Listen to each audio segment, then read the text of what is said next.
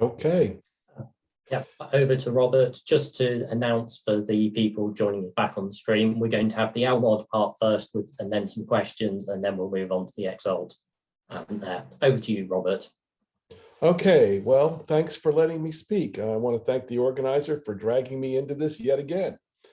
But I think I have some interesting things to talk about. There's certainly been a lot of changes to Lmod in the past year. It's still doing the things that it's always done. There's just a few more things that are useful.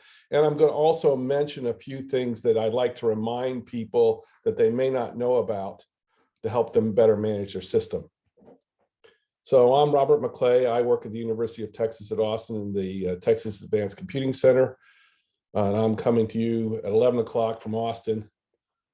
So, you know, I'm going to talk about Lmod. I'm going to just remind you a little bit about what it is, and then I'm going to talk about some of the things that are going on and a little bit of where I'm headed.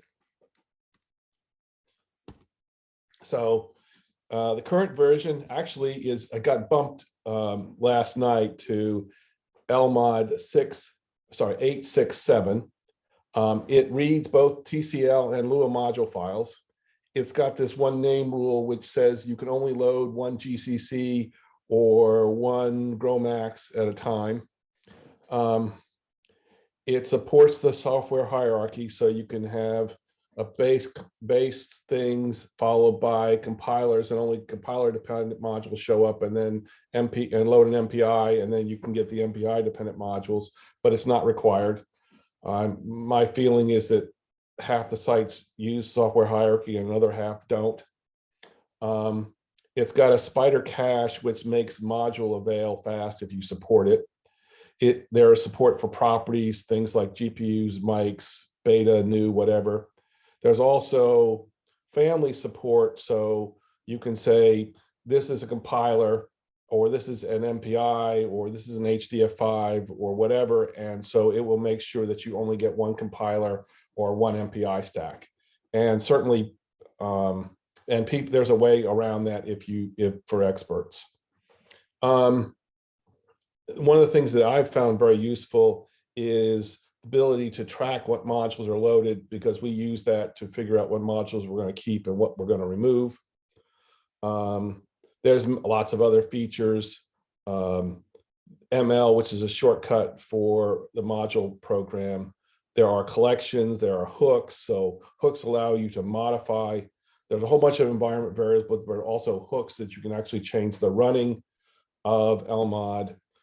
And there's this notion of the extended default. There's the nag message, and I think that's one of the things that's useful, is that you can have a message that says, when you load a particular module, it says that, you know, there's some message associated with, like, it's going to be removed in 3 weeks or something. I have Google Analytics tracking the module usage, and I get about 1,000 users reading, 1,000 users that read the Lmod, read the docs.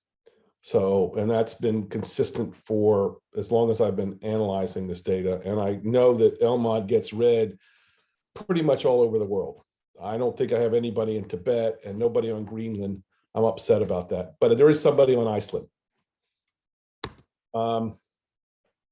Some recent features that are actually been around for a while, but I mean, been around since last year, but I want to remind people of, is that the TCL interpreter is now embedded in Lmod. Now you can optionally turn it off, but by default it turns it on. So that speeds things up. There's this depends on thing. So you can say module A depends on B or C, and it manages that correctly, which is much better than doing a load if you only want it to be there and not having it disappear when somebody unloads the base module.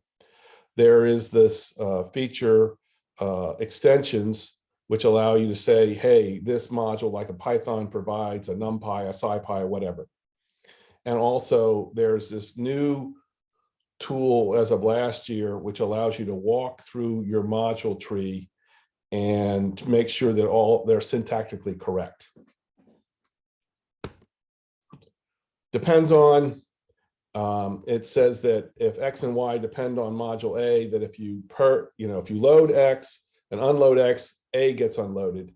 If you load X and Y and then unload X, you keep A. If you load both and unload both, then A gets unloaded. But if a user loads A, X, and Y, when they unload X and Y, it's kept because the user requested that. So that's a nice feature of depends on. Extensions provide a way to say to users that this module provides NumPy and SciPy or whatever 1,000 other things that Python or R might include. And I know Kenneth has got hundreds, if not more than that, because we ran out there. Lmod only supports 512 arguments, so we had to switch from a argument separated to a long string. So I know there are lots of them, or maybe it's 256, but anyways, there are a lot of them. And that Spider can find, use Spider to find extensions and Avail to list the base names. And you can walk through the tree to make sure that the modules have the correct syntax, or you can also check to see that there are multiple there are multiple ways to set the default, and this is a way to check to make sure if there are multiple ones. New features in the past year. I finally got with the modern times and decided that I'm going to put a web page up and read the docs, which is all the stuff that's new. And so hopefully that people find that helpful way to find all the things that new rather than just being buried where they apply in the a new function or a new feature, a new command, whatever. There's also a module overview, which is a sort of module avail. I'll talk about module avail and module overview. A new user request was to add this feature so that there is a default place that sites can use a standard built Lmod, and then they can just set the configuration in this particular place, and it will get read as part of the configuration. So it means that you can use an RPM or a deb package and just modify it for your site by creating this file. I'm going to talk about quarantine vars. There's updates to shell to module file and source, the new command source sh, which sources a shell script inside a module file. And I've got some interesting things to say about that that's relatively new. So module overview deals with the fact that, now this is on my personal system, so I don't have a lot of modules, but we have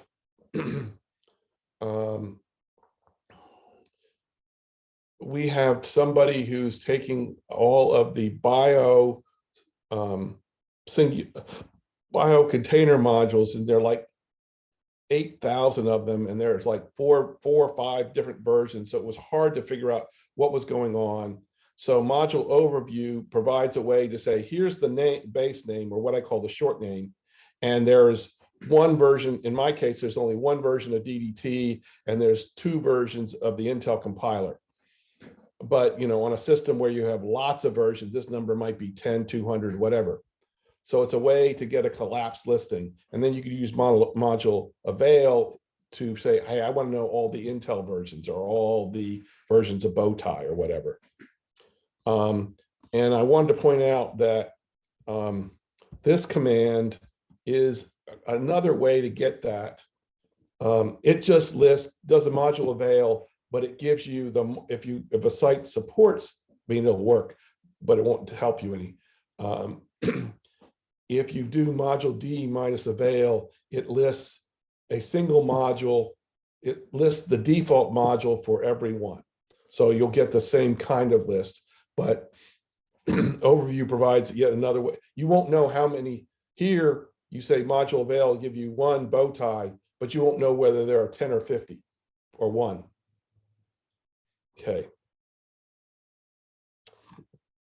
Lmod quarantine bars. So there's this bio container thing made me really mad because they turned off Lmod pager, and it took me days to figure out why this happened. I thought I'd installed it wrong or something, and then I finally realized that they had turned it off, and so this made me mad. So Lmod quarantine bars is created, and I thought that Tmod, and when I say Tmod, I mean environment modules 5, because it's the TCL based one, and if I say Tmod 3, I mean the old one that was TCLC based. But I don't think they're doing it quite the same way. But anyway, I misread it and came up with my own way. So I can set in my startup files this variable which says Lmod quarantine bars says Lmod pager and Lmod redirect, which said, I don't care what a module does, it can't change those variables. So it only works with regular environment variables. You can't quarantine path-like variables, and it has to be set up, well, you can do it anywhere you like, but it has to be done before the module is loaded. So if somebody in the regular standard modules get loaded before I get to my bash RC or startup file, then it's already been set. I do like to point out very often that there's this thing called don't want to go there. There is this GitHub thing I've created called Shell Startup Debug, which allows you to track startup behavior, and you could set something in the .init file, .init.sh that gets read. But anyway, we have found that very useful. Look at that or ask me about it. I'll be happy to talk about it at some point. Okay.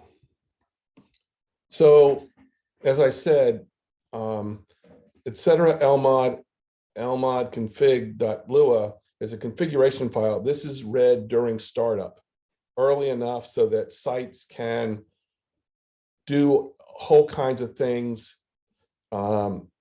change that they'd like to have, Lmod pin versions, or set the redirect or whatever.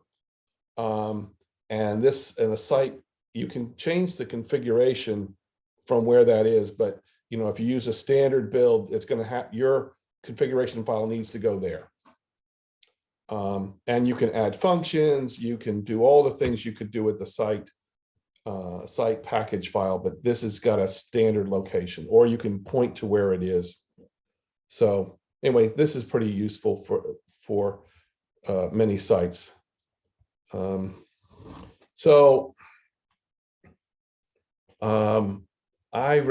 Some user pointed out that Tmod 4.7 implemented a source sh, which says, here's a module file which sources a script and evaluates it and acts as if it's a module file. And I talked to Xavier, he said he did this during the COVID lockdown in France, and Lmod 8.6 re-implements this feature in a pretty similar way. It's not exactly the same, but it's similar. And it knows about environment variables, shell functions, and aliases, and more about that later. So the way it works is it captures the environment variable shell functions before and after running a shell script. And then it computes those differences and saves it into the module table. And to remind people, the module table is how Lmod remembers what modules you have loaded between going to the shell. And it can be safely, and this module can be loaded and unloaded, which is the big advantage that modules provide over just sourcing somebody's startup script.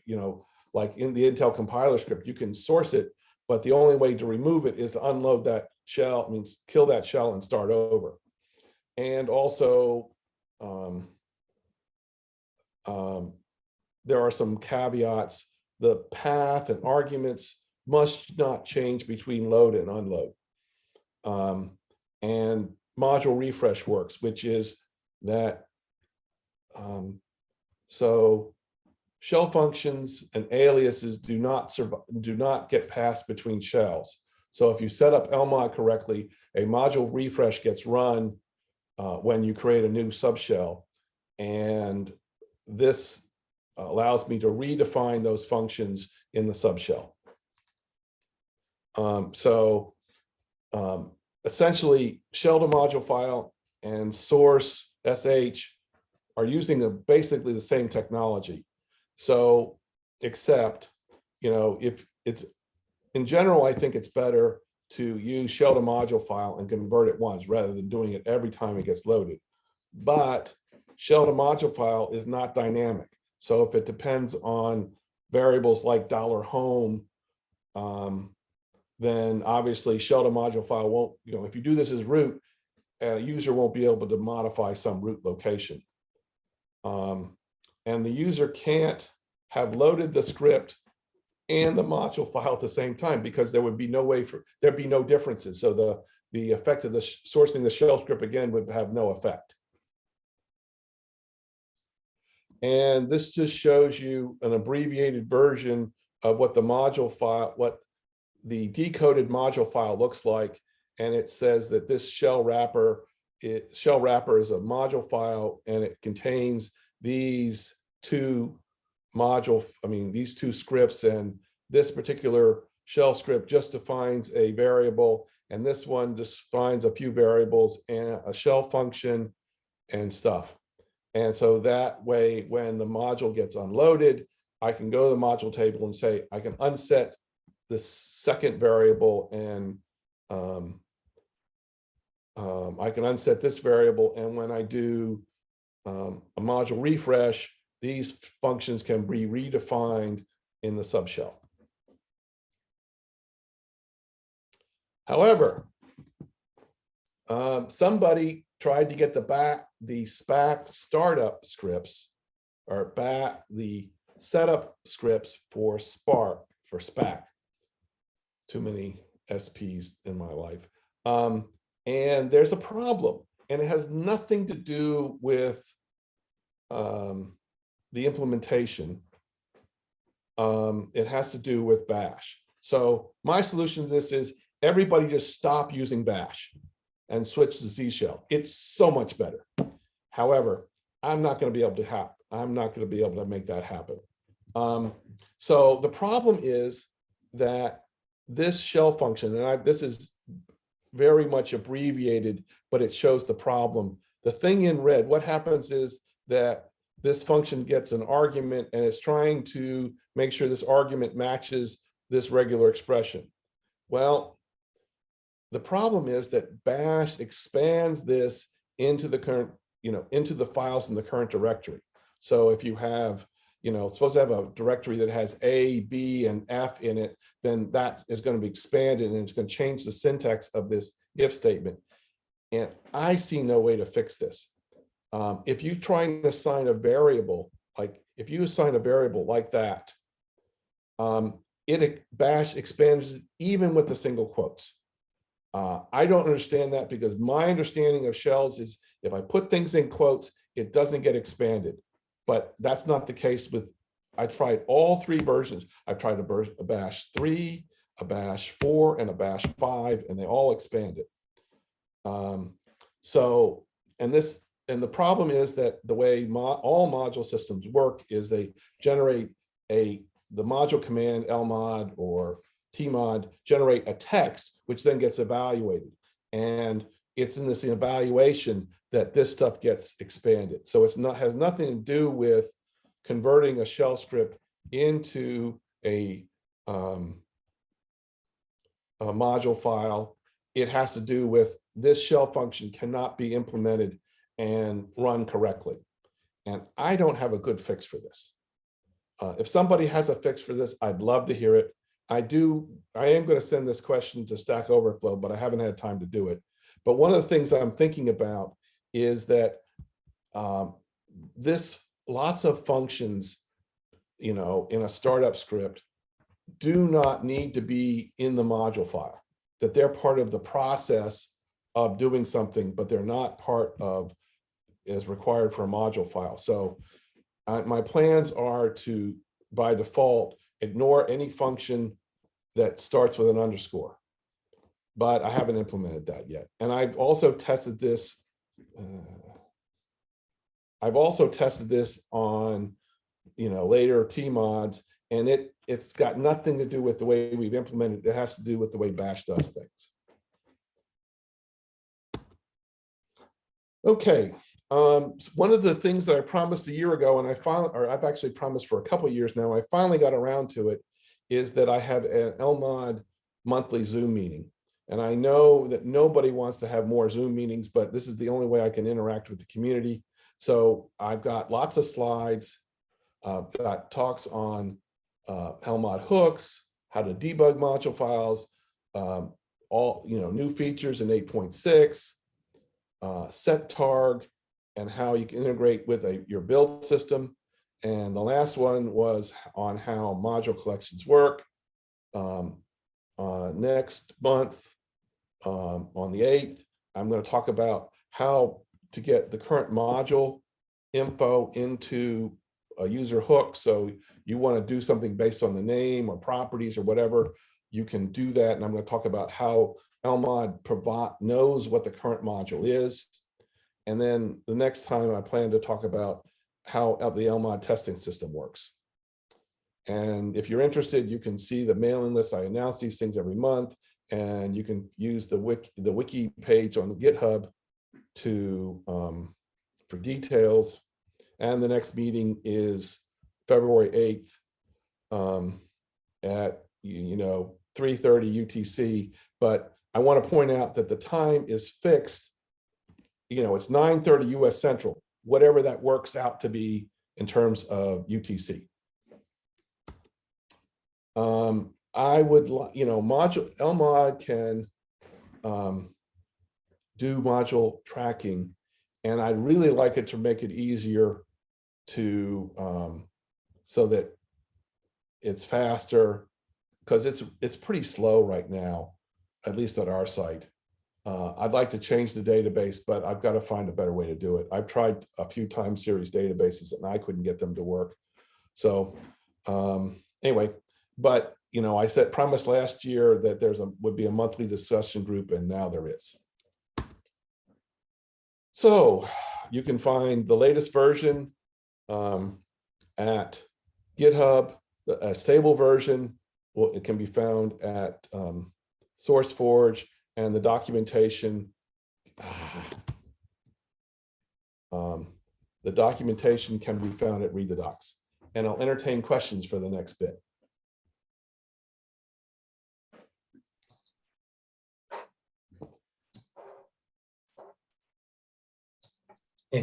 Does somebody have a question for Robert about Lmod?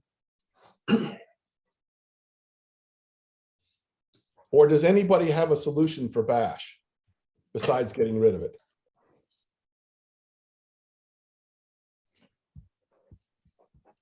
Okay, go ahead. Yeah, well, let's let Loris ask a question first. Yeah, hi. I've been just recently trying out some analysis of module usage, and realized the thing I really wanted wasn't there. Namely, I needed to know what a particular group of people had been using. Is there any way? In the end, I just had to kind of extract the group members kind of by hand, and then just do. Basically, I had to go into the database and just pick the stuff out myself with SQL. But is there anything envisioned for the future to make things like that possible? Well, this is the first I've thought of it. I mean, the easy thing to do, but it doesn't help you currently, is because you have to have a way to know,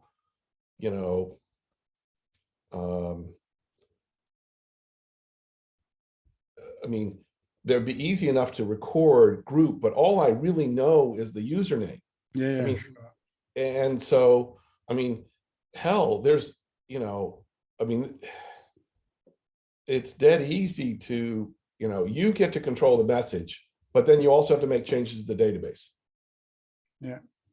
I mean, if you've got suggestions on how that hook might work, that's fine. And it might make more sense to have a non-SQL database to do that, or have a way to, I mean, the other way to do it is have a way to convert, you know, a request like that into a group of users. Because ultimately, all I know is username.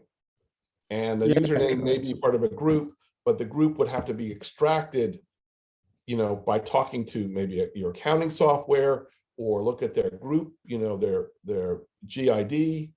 I'm not sure how to do that, but, you know, I'm always willing to take, you know, requests or comments on how you might do that, but I don't have a, and I guess the other question is how you manage what you call a group at your site may be completely different from some other site. Yeah, sure. I mean, we've got a simple setup where the group is just the Unix group. So the Slurm group is just the Unix group. But I mean, other people obviously have much more complex accounting structures. And that would obviously. Well, but I mean, it'd be dead easy for me. It'd be easy to support storing the GID with the default GID as part of the database. Yeah, I mean, that would be good for me, but it's a fairly specific use case. Well, that's not so bad because, I mean, we do the same thing in terms of accounting. In other words, a group, a professor gets a charge account, and all of those people in that account get the same group ID. Yeah. So it's not that uncommon. But if you had some, you know, but the problem would be is over time, well, not over time, because we don't change groups. But anyway, if there was some other way to manage groups, that wouldn't necessarily fix it. Yeah. Okay. Maxim, you want to go next? Okay, thanks. Unless you, Loris, you got anything else you want to say? No, that's fine. Thanks. Yeah, I don't know if it's gonna work, but I have a suggestion for your bash problem. And that comes from something we observed like by accident last week, actually. So if you run if you want to copy a file from a remote server to your computer and you run scp remote column star. So if you want to copy everything that's on the other server to your computer, Right. that won't get expanded by bash if there's nothing in your current folder that matches remote column something.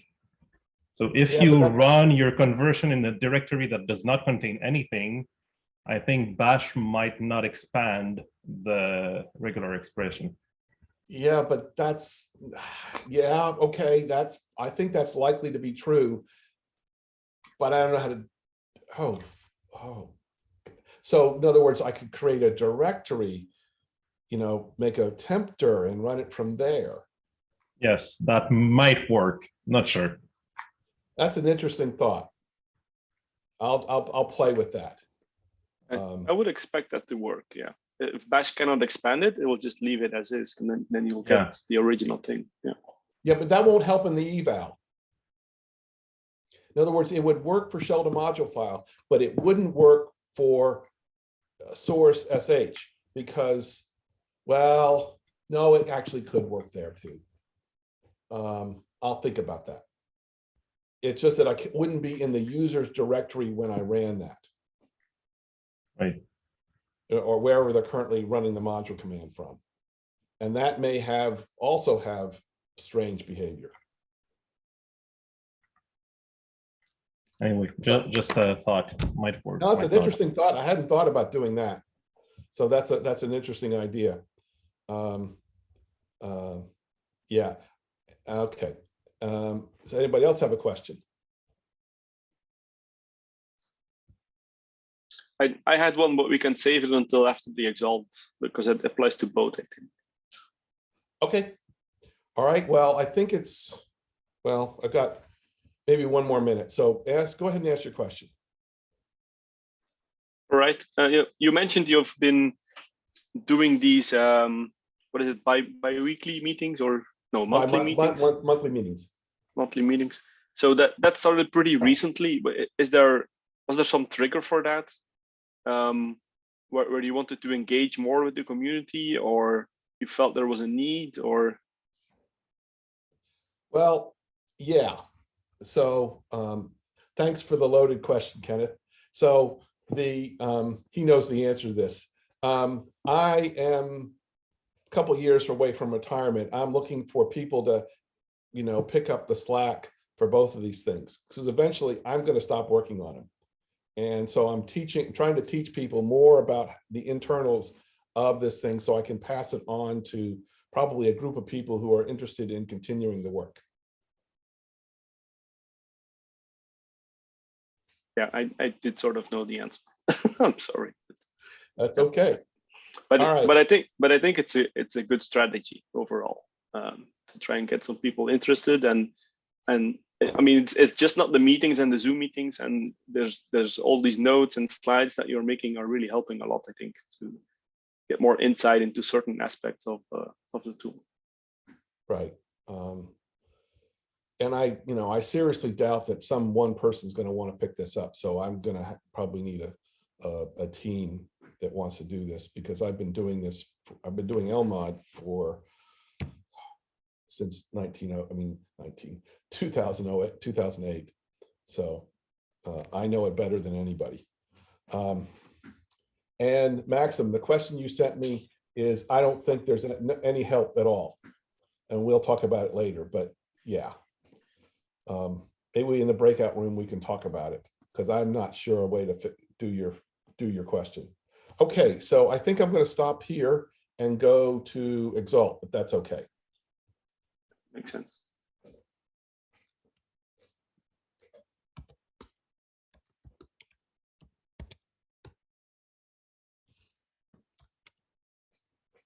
Okay, so the other project that consumes a good deal of my life is XALT. So XALT is a way to collect data on your computer, on your cluster. And I'm so grateful to one of my colleagues who have come up with both of my logos. I'm going to review what XALT is, and I'm going to talk about some of why you might want to use it.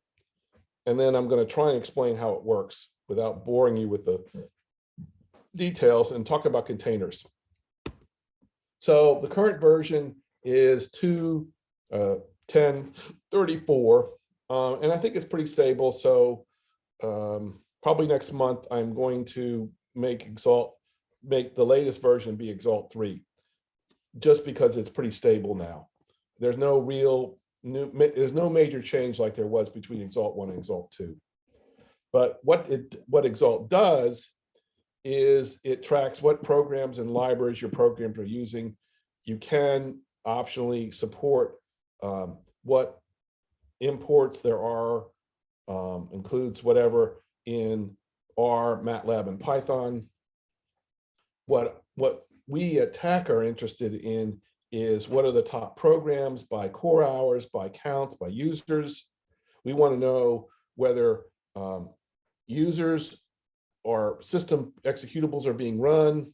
We want to know how the executables are tracked. We want to know how the executables are built, whether it's C, C++, Fortran, or others. We track MPI tasks. We do some function tracking, but XALT is a census taker, not a performance tube. It just knows that the program started at a certain time, and if it finishes, it ended at a certain time, and that's it. It doesn't know whether you did anything useful or just slept. So, XALT requires some work to set up and some hardware, not much, but some hardware to keep track of this data. So why bother? And so some sites feed their XALT data into Elasticsearch, Logstash, Kibana stack to visualize the data. We use an SQL, a MySQL database to store the data and analyze it weekly. I'll talk more about that. Sites could do both. They could feed an ELK stack and also send it to a MySQL database or some other database they want. It's just that I have no code support for ELK or Postgres or anything else. TACC, at TACC, we generate, or I generate, a weekly report on usage for the last 30 or last 6, last year's days result. And how we use this thing is, one of the things we use is we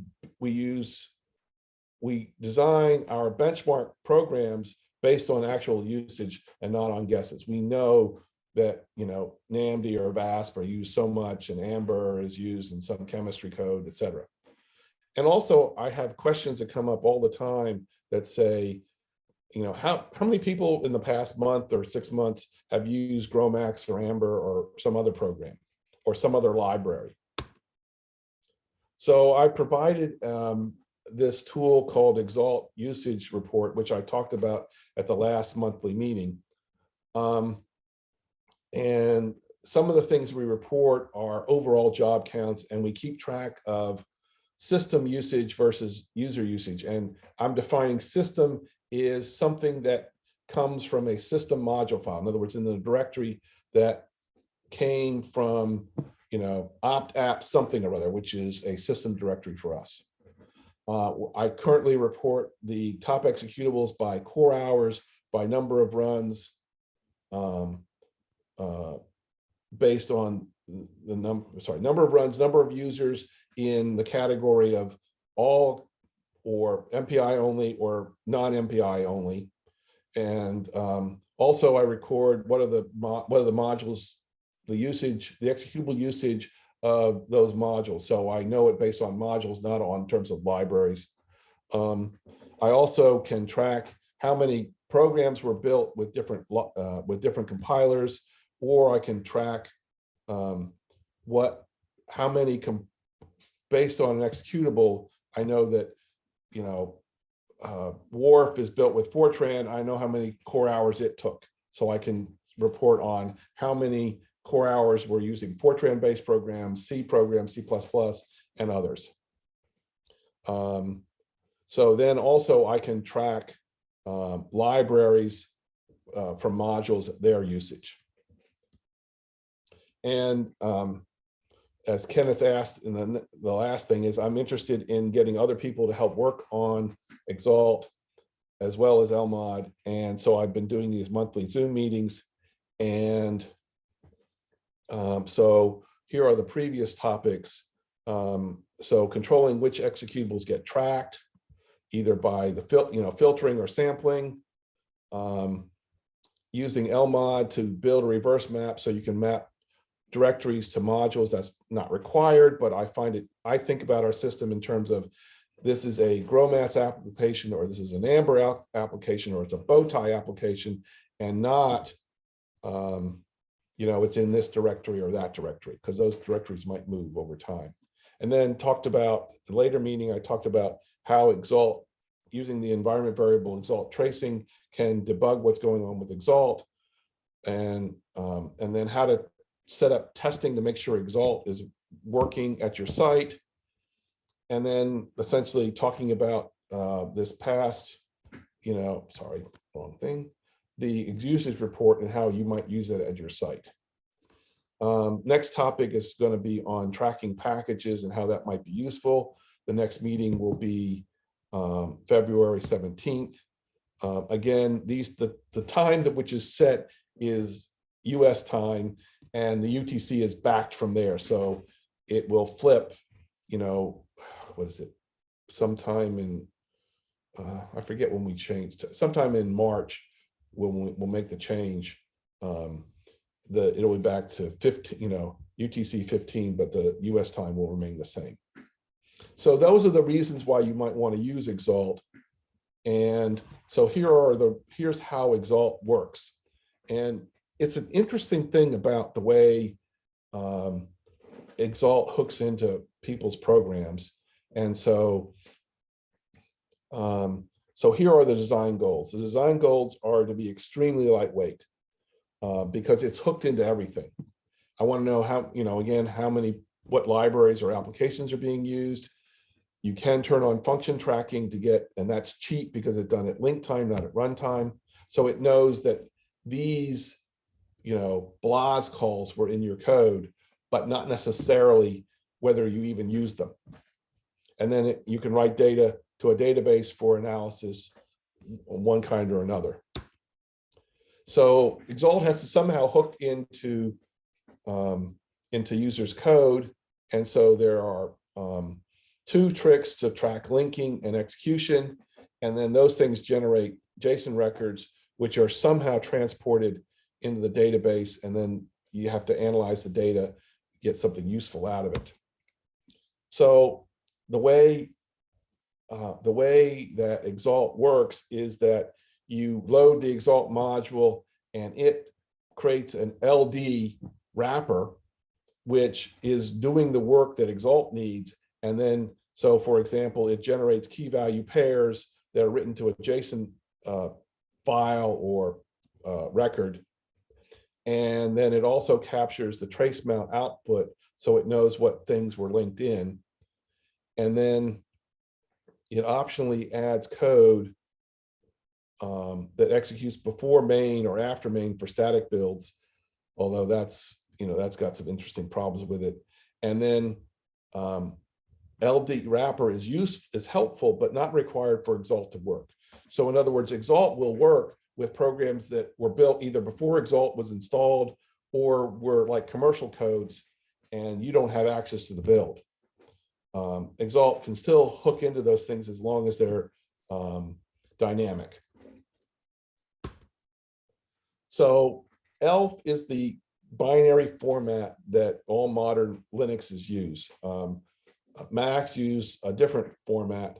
So while the same tricks can be done there, I haven't bothered to do it there. But ELF is a binary format for Linux. It has many hooks, and Lmod is using two of those hooks to insert code that run before or after main. So here's a simple hello world program, which just prints hello world and returns. And then I've got this library, this code that's going to end up in a library, and it has these myinit and myfini, which are not, there's nothing special about those names. It's these attributes that get assigned to them that GCC and Intel understand. Actually, GCC understands and it works. That says add this myinit routine to the init array, and then myfini to the fini array. So this is a bunch of array of functions that get called before main for the init array. And if you finish the code, the fini array gets called. So in other words, if the code aborts, then the fini stuff doesn't get called. So this is this example shows that if I just build and run hello world, it just runs. However, if I build this library, this XALT.so library, and build a shared object and then define it in LD preload, then no changes, no physical changes were done to hello world. I've essentially added this shim into hello world that runs some code before main and then some code after main. And that's the trick that XALT uses to hook into everything that runs on every executable that runs on the system. So great. And then I'll talk more about what that means. So then both the linker and the executions are now generating JSON records that are collected. You can write to a file and collect nightly or hourly or how often you want to.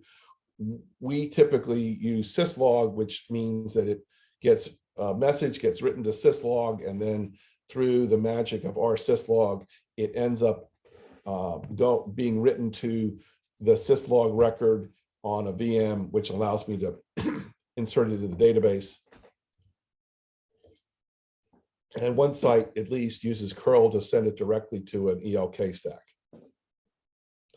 Okay, I'm running out of time and there's a few more things I want to talk about, but Lmod to XALT. So if you use Lmod, you can build a reverse map.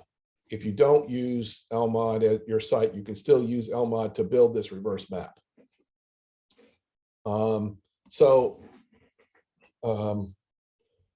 that, you know, it's dead easy to build XALT. It's just configure, make, install. But the harder parts is that you may want to build a reverse map if you want to get module information. You have to do the site configuration file. This is going to be likely to be dependent on your site, since, you know, people don't build like we do. I'm just shocked.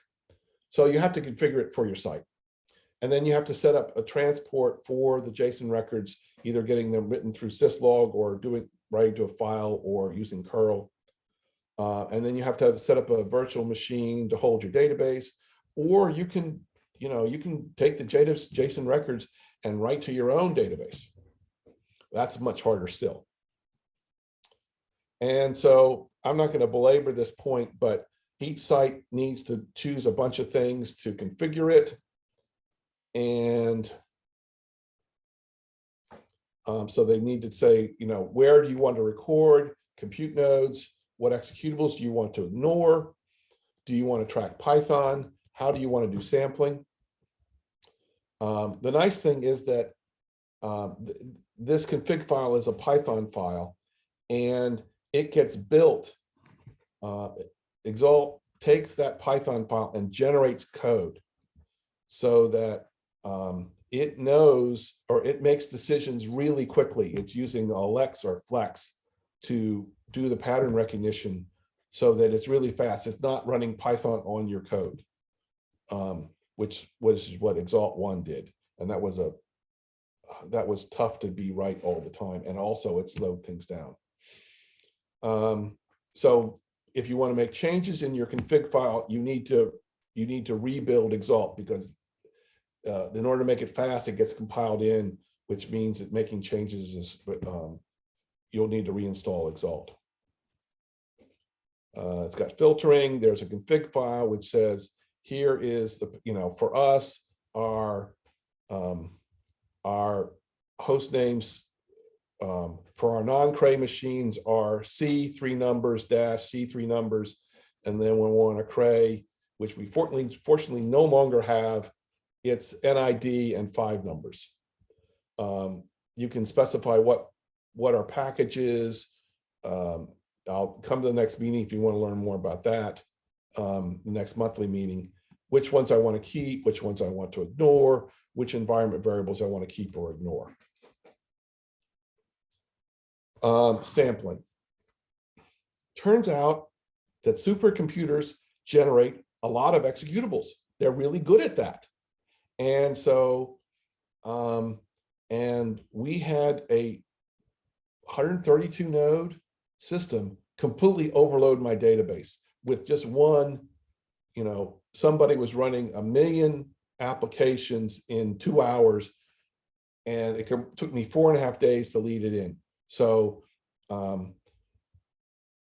I had to do something to minimize the data. So what I made lots of changes. One of them is that non-MPI executables only produce N records if they're going to produce an N record at all.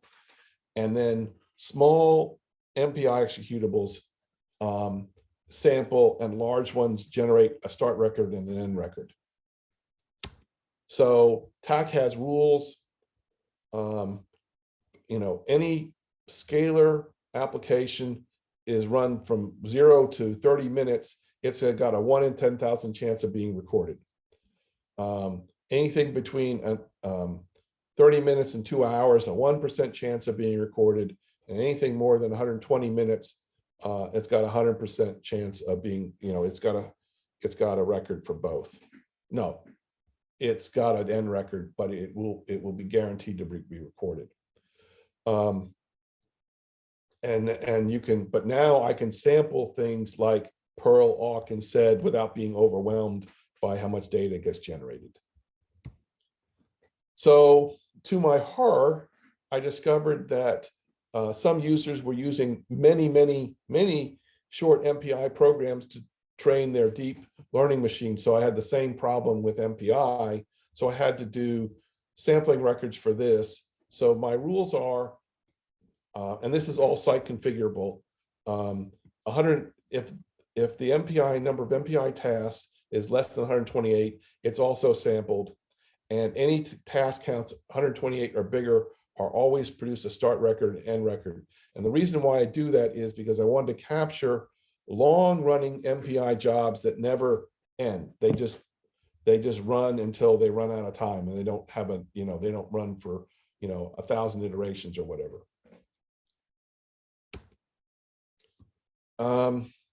So I discovered that I've done the worst thing a programmer can do. I am now a developer on every team, or at least that's the way it feels like to me. Because XALT shares namespace with user code. So I have had to obfuscate all of my code, all of my routines. And XALT shares memory allocation. And also containers make everything worse. So surprise, surprise, not all user programs allocate and free memory correctly. And XALT would cause some programs to fail when freeing memory after main. So XALT doesn't free memory if it's being called after main. Because memories, what I found is that I can allocate memory without freeing it.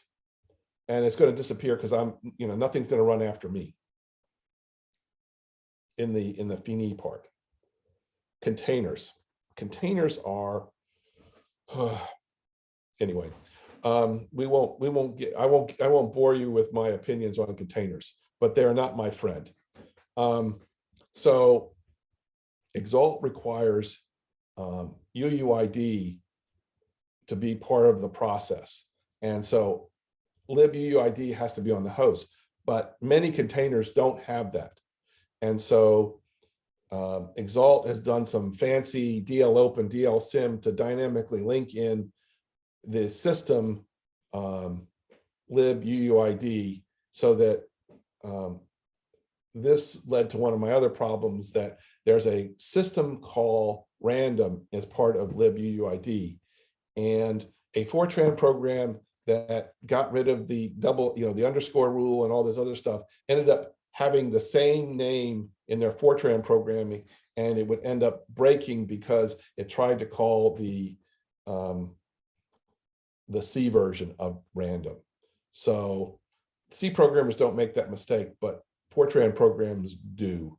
So the way it works now is I'm doing a dynamic link to libuid, so it's not a code with somebody calling random in their own thing won't end up calling mine. And so I copy directories to a special directory, and then I dynamically link in that particular one.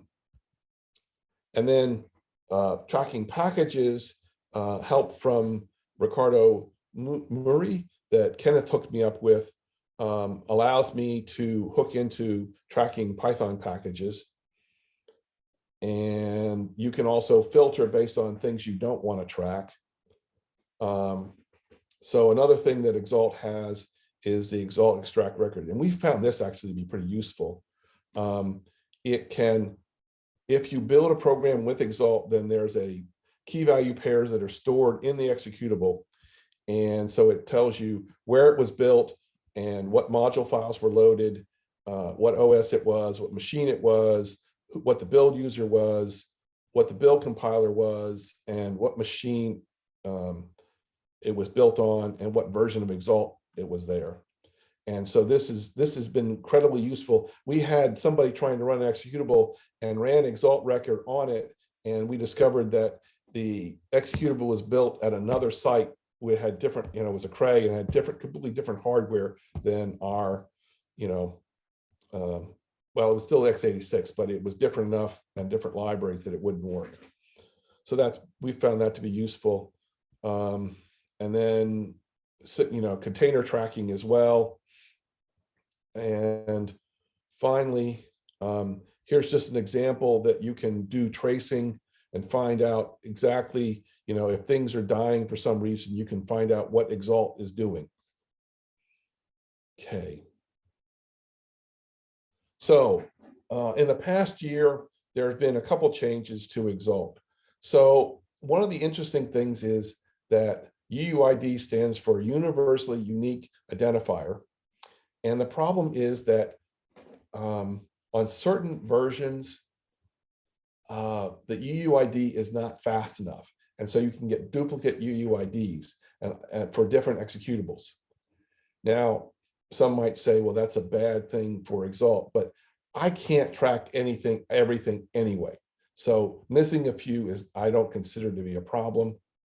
Others might, but that's, so what I've had to do is I now compute a CRC on the record so that I make sure that if I have duplicate UUIDs, I make sure that the CRCs will be different.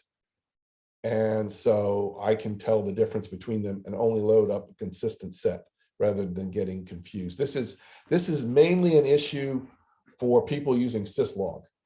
It's not a problem for the file-based ones, but for syslog, this is definitely an issue. And I also came up with a pre-ingestion filter. So if you're not sampling during execution, you can sample by pre-ingesting filter to control the amount of data that's being written to the database. So that's a new feature. I've gotten interested in Rust, and so I wanted to see if I could track that executables were built with Rust. And then I asked my colleague, asked the monthly Zoom meetings for others, and so I now track Rust and Chapel and OCaml and Haskell. And then also one of my colleagues wanted to know, hey, was some executable built with MPI wrapper? And so now I've got better support for letting you know that it was built with MPI CC, which is underlyingly used the Intel ICC compiler. So those are the things that are brand new. And that's all I have. Documentation can be found at Lmod. Read the docs for Lmod. Damn it, I hate this double click thing. Or the one for XALT. And I'll entertain questions.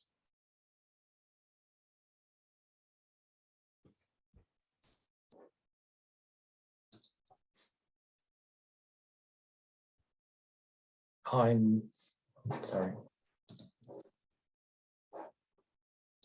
I'm not seeing any questions. What we'll say is we're very close to the hour, so we're going to, we're very close. We'll stop the recording now.